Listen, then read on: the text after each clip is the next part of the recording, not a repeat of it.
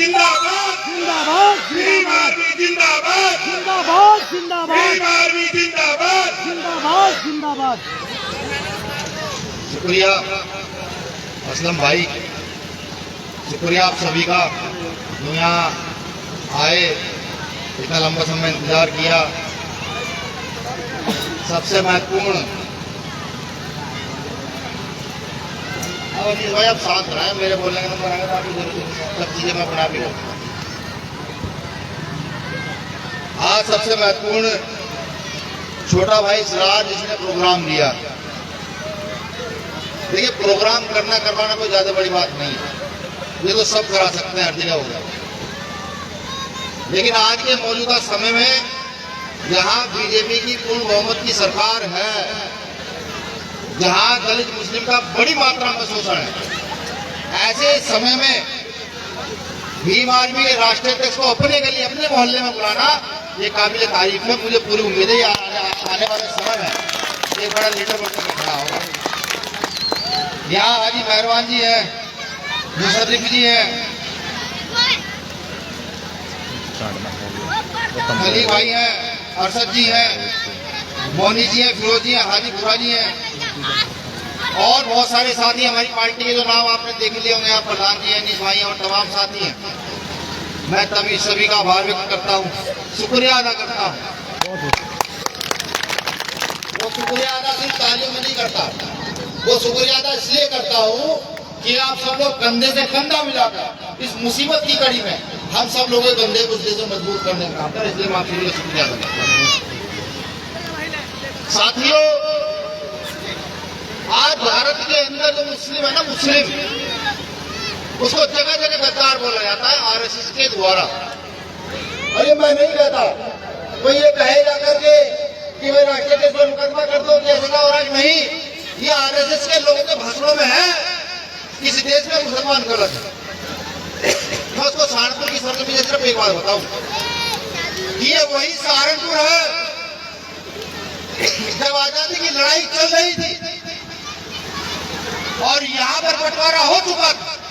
सहारनपुर के मुसलमानों को कहा गया कि तुम भी पाकिस्तान चले जाओ।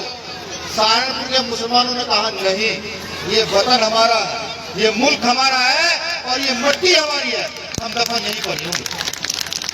मैं बताऊं आरएसएस के संघियों को कि ये वही मुसलमान है कि जब अंग्रेजों से लोहा लेने की बात आई, यहाँ से सहारनपुर तक, यहाँ से सहारनपुर से मेरठ के हर पेड़ के डाले पर एक मेवा की दाग लटकाई थी, ये वही मुसलमान। मैं बताऊं उन आरएसएस के संघियों को मैं जांच फिर से बढ़ाऊं कि भूल गए तो याद करो, पाकिस्तान से युद्ध चल रहा था, भारत की अगुवाई ब्रिगेडियर उस्मान कर रहे थे। पाकिस्तान ने ऑफर दिया कि आइए आपको पाकिस्तान की सेना का सेनाध्यक्ष बनाया जाएगा। ब्रिगेडियर उस्मान ने कहा मैं कौम का पक्का आदमी, इस्लाम को मानने वाला। इस मिट्टी में मेरे बुजुर्ग दफन है, ये ब्रिगेडियर उस्मान भी यही दफन होगा और पाकिस्तान को धूल चढ़ाकर जब ब्रिगेडियर उस्मान वापस आए। तो आज जिनको इस देश में गलत बनाया जाता है, बार बार ना जाने किन किन नामों से पुकारा जाता है। एक सर्वे हुआ है, एक सर्वे के अंदर आया है, एक सर्वे हुआ है, सर्वे की रिपोर्ट है कि भारत का जो मुसलमान है वो 47% यानी कि 47% अपने दम पर जिंदा है। सरकार की किसी प्रकार की सुविधा नहीं है, वो अपने दम पर टायर पंचर लगाकर, ठेली लगाकर, मजदूरी करके, रिक्शा चलाकर जिंदा है, सरकार की सुविधा पर जिंदा नहीं है। ये किसी देश के लिए गौरव की बात है कि एक बहुत बड़ी कौम जो मेहनत मजदूरी कर कर सरकार का कुछ ना लेकर के इस देश में जिंदा। मैं बताऊं लोगों को भी जो अपने आप को हतोत्साहित कर बैठ गए, जो ये सोचने लगे कि कोई हमारा रहनुमा होगा, नहीं होगा। रहनुमा कोई किसी का हो नहीं सकता था, रहनुमा तो वो है, उसके सिवा रहनुमा को कहता हो कि हम किसी के रहनुमा बन जाएंगे तो गलत, मैं इस चीज को नहीं मानता। रहनुमा तो वही है। एक कहानी याद आती है कि एक बार एक राजा के दरबार में फकीर को लेकर जाया गया। राजा को बताया गया कि ये फकीर किसी के सामने नहीं झुकता। जब फकीर राजा के सामने पहुंचा तो सबने राजा को झुककर सलाम किया, फकीर ने सलाम नहीं किया। फकीर खड़ा रहा। राजा ने पूछा ये ऐसा क्यों है कि मैं उसके सामने झुकता हूँ और उसके सामने तेरी कोई औकात नहीं है तेरे सामने झुकूं। तो पूरा दरबार नाराज हो गया। फकीर को कहने लगे फांसी चढ़ाओ, लेकिन राजा दिमागदार था। राजा ने कहा फकीर को फांसी क्यों चढ़ाओ? तो फकीर ने कहा सच तो कहा कि उसके सामने मेरी क्या औकात है। तो मैं कहता हूँ बीजेपी के लोगों से भी, देखिए उसके सामने तुम्हारी कोई औकात नहीं। जब वो बदलेगा चीजों को तो इस तरीके से बदलेगा कि चंद्रशेखर आजाद रावण को खड़ा कर देगा रहनुमाई करने के लिए, रक्षण करने के लिए। कुछ इतिहास में प्रकाश डालूं, ताली छोड़िए सब सुनिए मुझे। कुछ इतिहास में प्रकाश डालूं। 26 जनवरी 1950 को इस देश में संविधान लागू हुआ। 15 अगस्त 1947 में देश आजाद हुआ। देश आजाद होने के बाद इस देश का मुसलमान हर वक्त उसके साथ खड़ा रहा, जिसने इस देश के मुसलमान की रक्षा की है। इसमें कुछ बुरी बातें भी होंगी, लेकिन गौर फरमाइए, ये राजनीति से अलग बात है। राजनीति की ऐसी तैसी में तेल लेने की राजनीति तो जब होगी जब कौम बचेगी। इस देश का मुसलमान उसके साथ खड़ा रहा, जिसने उसका रक्षण किया। कब यहाँ कांग्रेस को मुसलमानों ने राज कराया, दलितों ने इस देश में राज कराया। ना जाने कितने वर्ष कांग्रेस की सरकार रही। बदले में हमें क्या मिलता है सोचने की बात ये है। बदले में मिलता है प्राइमरी स्कूल में मिड डे मील, जहाँ दलित और मुसलमानों के बच्चे आकर पढ़ते हैं और वो बेचारे फिर रिक्शा और टायर पेंचर लगाने का काम करते हैं। क्या आपको नहीं लगता ये हमारे बच्चों को भी ख्वाहिश है बड़े बड़े अधिकारी, डॉक्टर, इंजीनियर बने? हर घर में एक बच्चा खूब पढ़ा लिखा हो। हमें ख्वाहिश नहीं होती, सबको ख्वाहिश है। अगर आप कहीं मजदूरी कर रहे हैं तो आपके मन में ये बात होगी मेरा बेटा या बेटी मजदूरी ना करे, वो पढ़ लिख कर कुछ अच्छा इंसान बन जाए। कांग्रेस ने हमें लूटा, मिड डे मील के नाम पर लूटा। जब ये बात चलाई जाती है तो राजनेता अपनी रोटियां सेकते हैं। उठाकर देखिए इतिहास, 47 के बाद से लेकर के 85 तक का इतिहास देखिए। उन्होंने मिड डे मील के नाम पर हमारे बच्चों को स्कूल में खाना खिलाया, तालीम नहीं दी साहब। लेकिन हमने, क्योंकि हमारी रक्षा के लिए झूठे वाले भी करते थे, उनके साथ खड़े। यहाँ समाजवादी को देखिए, अभी नाम लिया जा रहा है नेता का, खान साहब का नाम लिया जा रहा था। वो जेल चले गए। जेल जाने के बाद जवान खामोश थी मुसलमानों की। कौन से मुसलमानों की? वो जो नेता यहाँ रहनुमाई करते हैं उनकी। और उनकी भी जवानें खामोश थी जो मुस्लिम नेताओं की रहनुमाई कर बैठते हैं वहां विधानसभा संसदों में। वो भी बोलने के लिए तैयार नहीं थे साहब, सब शांत थे। अगर मुसीबत पड़ने पर हमारे साथ में खड़ा नहीं हो सकता तो हमारा वोट सपोर्ट नोट उसके लिए क्यों है? सवाल ये है। याद है मुझे आज भी CNRC का आंदोलन चल रहा था। रात को 2 बजे चंद्रशेखर भाई जामा मस्जिद की सीढ़ियों पर बैठे हुए थे। 3000 बहनें बैठी हुई थी। एक कार्यकर्ता का फोन आया मुझे कि भैया दिल्ली से कितने भाई चंद्रशेखर आजाद को यहाँ तो उठ जाए, कहीं पुलिस कुछ गलत ना करते। मैंने फोन किया चंद्रशेखर भाई को। हमने कहा भाई 2:30 रात के 3 बजे सर्दी का मौसम है, अब आपको उठ जाना चाहिए। उन्होंने कहा कि मैं तो उठ जाऊँ, आपके आदेश आ जाए तो मैं उठ जाऊंगा, कोई दिक्कत नहीं है। लेकिन क्या इस बात की कोई गारंटी देगा कि 3000 बहनें मेरे दम पर यहाँ बैठी हुई हैं, इनके साथ कुछ गलत नहीं होगा? क्या अगर चंद्रशेखर आजाद मर भी जाता, यहाँ से उसकी गला निकल कर जाता है, तो कभी वह खड़ा नहीं होगा जब उसकी बहनें यहाँ पर बैठी हुई। आप समझ नहीं सकते। रात को 2 बजे मेरे आंखों में आंसू थे कि मैंने कहा एक ऐसा शख्स जो अपनी जान की परवाह किए बिना वहां बैठा हुआ है, कोई सपोर्ट, कोई ताकत नहीं। और सुबह जब उनको पुलिस उठाकर ले गई तो पहले पुलिस को वादा करना पड़ा किसी मुस्लिम साथी पर, किसी बहन पर कोई लाठी डंडा नहीं चलेगा, कोई जेल नहीं जाएगा जब मैं आंदोलन कर सकता, वरना पुलिस को औकात नहीं होती थाने की। और याद कीजिएगा वो दिन हिस्ट्री में जाकर दिल्ली के लोगों से पूछेगा, नए नए लड़कों से, कि उस दिन एक मुकदमा किसी मुस्लिम साथी पर नहीं हुआ। क्या मैं ये चाहता हूं कि जो आदमी रक्षा कर रहा है, जो संरक्षण कर रहा है, उसके साथ खड़े होने में क्या परेशानी? उसके साथ खड़े होइए। सोचिए वो विधानसभा संसद में नहीं है, अभी भी कोई मामला हो जाता सबसे पहले सड़क पर रहता है। कि ना जाने कितनी मुस्लिम घटनाएं ऐसी हैं जहां लोग गाने से डर रहे थे, लेकिन वो शख्स जाता है, भीमान की टीम जाती है। मेरे साथी कह रहे थे ये आपके गले में पड़ा हो, आप चले जाइए कलेक्टर के पास, जाकर बताइए, पहली बात तो पूछेगा नहीं, तो समझ आ जाएगा बीमार भी आदमी है। वो फिर आपकी टोपी दाढ़ी नहीं देखेगा, वो इसको देखेगा, इसको ये भीम आर्मी का आदमी है और हकीकत में कुछ न्याय के लिए आया होगा। उसको तुम्हारी बात सुननी पड़ेगी साहब। यहाँ के नेताओं की तरह नहीं कि खुद नेता बन जाओ, नेता फोन करेंगे तो काम होगा नहीं। ये जितनी टीम यहाँ खड़ी है, ये मुस्लिम हो, दलित हो, बैकवर्ड हो, हमने कभी भी किसी की लीडरशिप को दबाने का काम नहीं किया।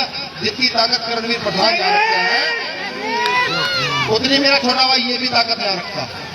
हमारा काम है नेतागिरी को बढ़ाना, आगे की ओर बढ़ाना। और एक चीज हमेशा ध्यान रखो, अगर सिर्फ एक नेता के पीछे रहोगे तो बर्बाद हो जाओगे साहब। नहीं, गली मोहल्ले में नेता पैदा करो जो आपके हक की बात कर सके, जो आपके ईमान की बात कर सके, उसके साथ खड़े हो।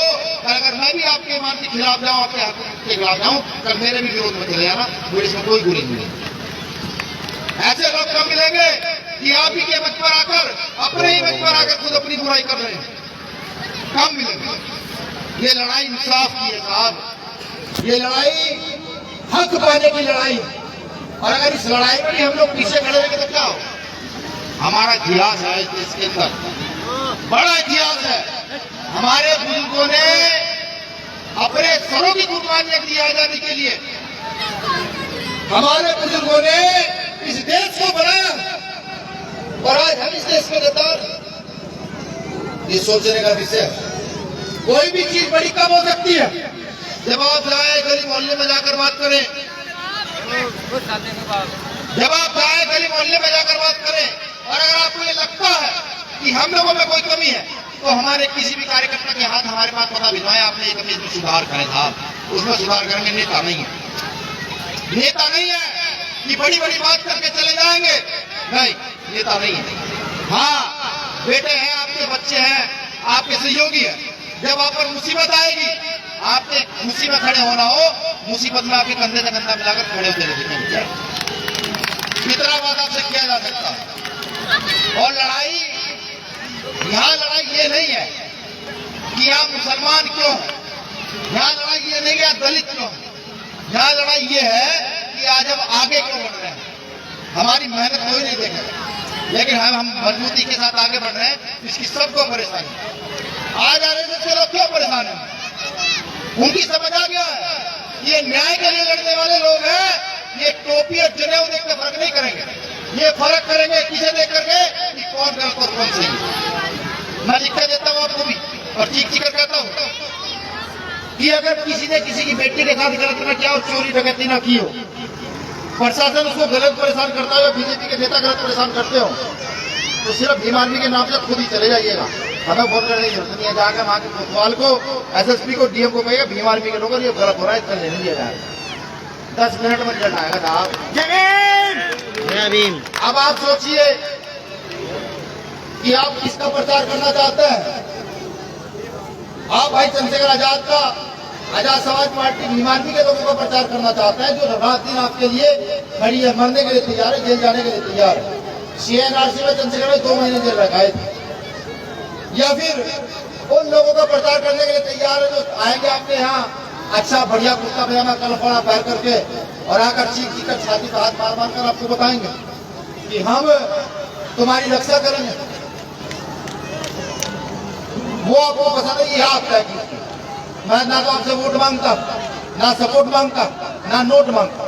मैं तो सिर्फ आपको ये कहता हूँ जो न्याय करना जानते हो, जो लड़ना जानते हो, साहब उनके साथ खड़े हुई है। इन छोटे छोटे बच्चों का भविष्य भी आपके आता है। मैंने खूब देखा है आज कि वो उलेमा जिनकी हम इज्जत करते हैं, जिनके सामने हम निगाह नहीं उठाते, एक अदरा सा बच्चा अगर वो गाली देकर चला जाता साहब, मैंने खूब देखा। सोचिए ये देश कहाँ जा रहा है, ये देश किस हद तक नीचे गिरता जा रहा है। मेवात में देखा भी आपने क्या, उन मेवातियों का इतिहास भूल गया ये देश कि जब यहाँ युद्ध चल रहा था तो मेवातियों ने राजस्थान के राणाओं का साथ देकर के उस समय के मुगलों को हरा कर यहाँ से भगा दिया। उन मेवातियों का इतिहास कैसे भुलाया जा सकता है? आज उनको इस देश में गद्दार कहा जा रहा है। तो इस इतिहास को समझने का प्रयास कीजिए साहब। जब तक ये समझा और बताया नहीं जाएगा, ये इतिहास आगे नहीं बढ़ सकता। मैंने फिर कहा कि ये सहारनपुर है और सहारनपुर के लोगों का देश की आजादी में एक अलग योगदान है। हमारे पूर्वजों ने एक अलग योगदान दिया, न जाने कितनी लाशें हमारी थी। तो इस बात को मैं आपको बताते हुए खुद को भी गौरवान्वित महसूस कर रहा हूँ कि मैं खुद सहारनपुर का रहने वाला हूँ। आज सहारनपुर की सरजमी पर खड़ा हूँ और बहुत सारे चेहरे ऐसे हैं जो उम्र में ना जाने मुझसे कितने बड़े हैं और ना जाने कितनी उनकी तालीम मुझसे ज्यादा हो। वो आज यहाँ मुझे सुनने के लिए आए और मुझे पूरी उम्मीद है कि ये न्याय के खिलाफ जो लड़ाई है इसमें आप सब लोग कंधे से कंधा मिलाकर साथ देंगे। मैं ये जानता हूँ कि बहुत कम लोग आते हैं अन्याय के खिलाफ, क्योंकि देखिए मरने का डर सभी को, बहुत कम लोग आएंगे हमारे साथ लड़ने के लिए, क्योंकि जो लड़ेगा वो मरेगा भी जरूर है। और बिना कुर्बानी के ना तो राज स्थापित किया जा सकता, ना ईमान स्थापित किया जा सकता और ना ही किसी व्यवस्था की बिना कुर्बानी की स्थापना हो सकती। तो आप में से भी दो साथी समझता हो कि नहीं, कुर्बान तो एक न एक दिन होना है, आज नहीं तो कल होना है। तो न्याय के लिए आकर के इन भाइयों के कंधे को मजबूत करने का काम करे, इनको आगे बढ़ाने का काम करे, जिससे कि इस लड़ाई को मजबूत किया जा सके। छोटा भाई सराज जिसने प्रोग्राम कराया, साथी कह रहे हैं कि सेक्टर अध्यक्ष की घोषणा कर दी है। मुझे लगता है कि इसकी घोषणा तो पहले ही हो चुकी है। इसने अपनी क्षमता जो यहाँ दिखाई तो मुझे ये महसूस हो रहा है कि आप मजबूती से गरीब के बच्चे को नेता बनाकर यहाँ से निकालेंगे। ये मुझे पूरी उम्मीद है। सिर्फ अब तो जाकर एक काम करना है साहब, जाकर प्रचार करना है कि अब सब कुछ देख लिया, अब बारी चंद्रशेखर रावण की है। रावण को देखना है कितनी ताकत रावण में है। और मैं लिखकर देता हूँ, जिस दिन रावण के एक भी आदमी को आपने ताकत दे दी उस दिन विधानसभा चलेगी नहीं है। इन्हें पहले हमारे यहाँ की बात करनी पड़ेगी जब ये चलेगी। ये जो आज बार बार कहीं मैरिज मदरसे तोड़ने की बात करते हैं, कहीं गुरु रविदास मंदिर तोड़ने की बात करते हैं, कहीं बौद्ध विहार तोड़ने की बात करते हैं, इनको समझ आएगा जिस दिन हम में से कोई बिगड़े जाकर विधानसभा बैठेगा, आपको घुमाएंगे। हम बताएंगे ना कॉन्स्टिट्यूशन का आर्टिकल 19 जो इस देश में बोलने का अधिकार सबको देता, हम बताएंगे ना कॉन्स्टिट्यूशन का आर्टिकल 21 का जो सबको शिक्षा का अधिकार देता है। इनके बाप की हाकिमी नहीं है, ये यहाँ के राजा नहीं है, यहाँ के राजा हम लोग हैं। और जिस दिन हम लोग सुधर गए, जिस दिन हमारे समझ में आ गया, अंत समय में एक छोटा सा आंकड़ा बता दूं, इस देश में 25% के आसपास मुस्लिम है और 22 से 24% के आसपास दलित है। और किसी भी देश की सरकार बनाने में 30 से 40 वोट की आवश्यकता पड़ती है। 25 और 22 47 होता है, बाकी आप समझ